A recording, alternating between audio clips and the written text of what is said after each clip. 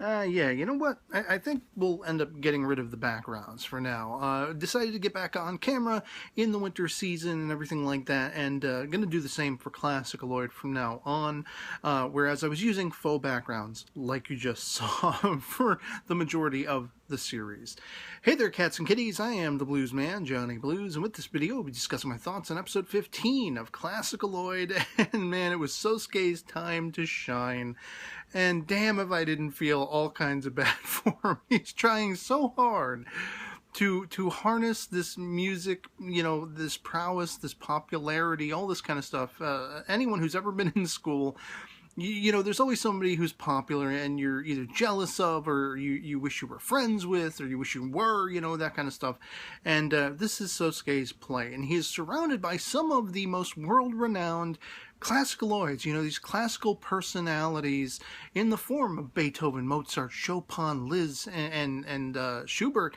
You know, he feels like he wants to tap into that. Maybe if he can sort of tap into that and make an extension of whatever talents he may inherently have, which apparently are none, you know, he figures he can gain the popularity, and he gets himself into a corner. He paints himself into a corner because of this upcoming festival. You know, he basically promises when he sees some more popular guys, who I guess are part of a band, are going to be performing at this thing, and all the girls and all the other guys and everything are like clamoring for them. He walks up and he's like, you know what, I'm going to be performing too. Check me out. You know, he gives the little hand sign piece or whatever like that. Everyone's gone. They've walked away. They don't believe him. They don't buy it for a minute. I guess he's just, you know, full of it, basically making promises he can't deliver on. But this is one that is utmost important to him, and I was kind of proud of him for trying so hard. I mean, even though he would give up on writing the music, composing it, and play video games or watch, you know, the videos of Berezovsky and Tchaikovsky and everything like that, Klasky, you know, in his off time, you constantly had Kanai very much in her own way being supportive, being kind of den motherly, you know, I want to see you doing it. I want to see you studying, getting this done. You know, you made this promise. You can't really fall back on everyone else, all the ClassicaLoids, to help you and all this stuff. I mean, it's weird how as soon as they're aware of, like, oh, the school is a thing and there's a festival and we can all, you know, partake in it. Beethoven is going to have his own gyoza stand and everything, and Mozart is dressing up in all these cosplay costumes. He's an eel. He's a slippery eel, which is kind of perfect. It's kind of befitting that. You know, for the kind of character Mozart is. All this stuff, Schubert is very, you know, sort of a pedagogue in his own right. You know, the idea of being sort of scholastic and a teacher and a mentor and all this stuff. Even the fellow teachers and the principal are like, this is going to go off without a hitch with this guy here. He's perfect. You know, you got Chopin, who is this very, you know, sort of reclusive cat, you know, very hermit-esque. And he's reaching out to other guys, and presumably girls, but mostly guys, who are like that, who are very much otaku in the traditional Japanese sense, where like they feel like loners, they feel alone in the world, they have geeky interests and all this stuff, they close themselves off to the world, they're kind of shut-ins, and it's hilarious when this whole crowd erupts around them, and Liz as well, you know, she's giving love advice and things of that sort, but when the crowd erupts around them, you know, everyone is chanting their names, and then when it comes to everyone who's chanting Chopin's, they all have boxes over their heads, much in the same way he does. And I'm getting shades of Metal Gear Solid 2 with the boxes you could use with Solid Snake. One said the orange, you know, and here are boxes that are orange for all intents and purposes. So it's all kinds of wacky and insane. But again, the idea of this journey that, you know, Sosuke is on to try to perfect some kind of music, to try to write a song, and it's horrendous when he finally plays it back. Glass is shattering. The eardrums, presumably, of everyone within earshot, even like the principal down the hall can hear this, and it's sending him into a fierce depression. It's almost as though Sosuke wields a sort of musique himself. Now, it's arguable, is it just the sound is so deafening and deadening and horrible that it's just having this negative effect, or is it an extension of the same kind of musique powers and prowess that the ClassicaLoids have? The one cutting and I think defining difference is that there's no sort of special lights and hallucinogenic things going on. You know, people are not being transported to another world and all this kind of stuff when Sosuke is playing his music. And Motes is the only one. And I thought it was interesting, the sort of internal dialogue going back and forth between Liz Beats and, you know, I think it was Schubert at the time. They're like, she's like afraid, you know, who's going to break it to him? What are we going to say? We have to say something. He's going to go through with playing this. If we don't stop him for his own sake, you know, and like it's Bates and Chopin are just thinking, or Bates and Schubert are just thinking about what they're going to have for dinner, you know, like who cares? Motes is the only cat who has the impetus to really say, look, this sucks. This is horrible. This is the worst thing ever. Stop now, please. But he's not doing it in you know, Kanai tries to stop him. He's not doing it in a malicious way. He's doing it in a way he's hoping to propel and prompt Sosuke to take it back to the chalkboard, to really, you know, work at it again, do more about it, do more with it, put more effort into it, and find his own self-worth. I mean, he basically runs away, and, you know, when everyone's gone home after the whole school day debacle where the ClassicaLoids decide to pick up the slack and they play this beautiful piece, which I thought it was awesome, seeing them all as an ensemble playing together. It just, you know, gave me goosebumps. I was like, wow, this is actually pretty freaking cool. And Liz is looking at Sosuke the whole time like, we got you, we're covering you, but he can't deal with it. It's like they're taking the thunder he wants. You know, they're taking that popularity. It's nothing to do with him. It's all them. And he wants to be able to do something and accomplish something for himself. And this was really the path that Mozart had outlined for him by being so sort of scathing in his appraisal of how bad this song was that he first composed. And so he's run away.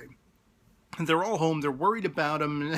And sort of takes a little arm twisting by Kanai. Let's go out and look for him. But then Sosuke comes back after spending some quality time with Pad-kun, you know, basically thinking things over, mulling things over, and deciding, I'm not going to quit. I made a promise. I'm going to live up to that promise one way or the other, no matter how disastrous it might turn out.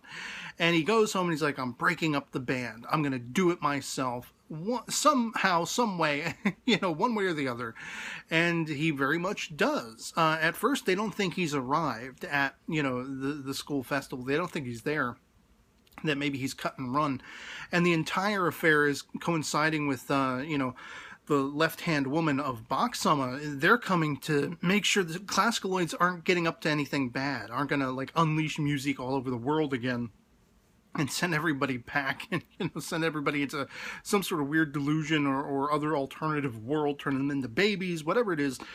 You know, they want to keep them in check. And when they get there, rather Tchaikovsky, not Berezovska, she's selling potatoes to try to make ends meet. Like, I guess she's been out on the streets since the last episode for however long it's been, you know. Poor Tchaikovsky. But they end up, like, sort of kidnapping her, which is absolutely hilarious.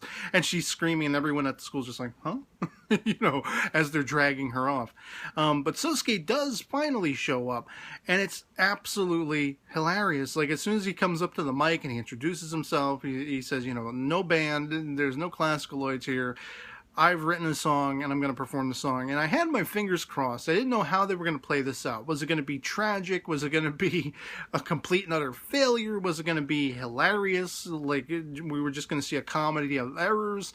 And it kind of, you know, leaned more that way, a comedy of errors, being that song, it's not quite self-deprecating in a humorous slant. I mean, he's kind of attacking himself in the song. I suck. I'm the plainest of the plainest of the plain. When he gets to that point in the song, it says, I'm the plainest of the plainest of the plain, and he just keeps repeating it. I was actually chuckling at that. I was thinking, oh man, I kind of hoped he would really come out strong with something, you know, it would have been cliche, but had he come out with a kick-ass song and really did an awesome performance, you know, it would have been kind of more awesome to me, more touching, you know, everything like that. But rather did he sing another horrible, horrible song, which completely turned everyone, made everyone sick. They were falling to their knees. Again, it's arguable whether it was like he's tapping into the musique power, whether it's just the power of the nauseating sound and the subject matter, the tone in which the song is being sung, a very depressive nature and everything. One girl has to be hospitalized. It's horrible. And I'm just feeling so heart-stricken for Sosuke. He tried so hard. He didn't give up. He didn't quit. He kept going. But it's kind of like one of my favorite fandoms, Star Trek, The Next Generation. Captain Jean-Luc Picard once said something along the lines of, sometimes you do everything right, and no matter how right everything you do is, in the end, sometimes you still fail. And that's just a part of life. Sometimes things are not going to go your way, no matter how hard an effort you put into it. And that's very much the plight of Sosuke in this episode. And I was heartbroken for him. But then at the same time, after all of that malady of knocking everyone out and, kids being rushed away in ambulances, do we find he actually managed to gain some popularity because people thought it was a joke. People thought he was making fun of himself. They thought it was self-deprecating, and it was done purposefully that way. It wasn't, but, now he gets to have a crowd around him, and he gets to be part of the pack. He doesn't have to be that loner anymore, and he has some level of popularity. People are enjoying what he brings to the table. He could be a comedian or something like that, rather than a musician necessarily, or be the next Weird Al Yankovic, a mesh of comedy and music, if he so chooses, and I like that he still, in how bad I ended up feeling for him, I like that he still came out of it somewhat of a winner, somewhat attaining the goal he set out for, and everyone laughing at the end. It was just brilliant, And then the PV for the next episode, it almost looks like we're going to have kind of like the devil is a part-timer thing going on with Beats and Motes respectively. It looks like they're going to be trying to get employment to make up for the rent that Kanai is going to be wanting from them. And at least that's the impression I get. I don't know for sure. But once again, as I've said many times over, I love this series. I love the OP. I can never get enough of it. And I want to hear more classical reinterpretations and more callbacks to the original classical works in the music and the scoring. I just love everything about this series, and yeah, this was another enjoyable episode. I'd love to hear from you guys in the comments below if you've seen episode 15 of ClassicaLoid as well, if you enjoyed it as much as I did, whatever further insights you may have on it or impressions you might have had of this episode. Did you feel for, Sosuke as I did? Were you heartbroken for him for all the work and effort he put into it? And did it leave you feeling bad in the end, or were you able to kind of like see the comedy they were going for and get some chuckles out of it like I did? So yeah, otherwise that'll be pretty much it for me on this. Hope this video finds you well, and I'll catch y'all later. Peace. And no more of this.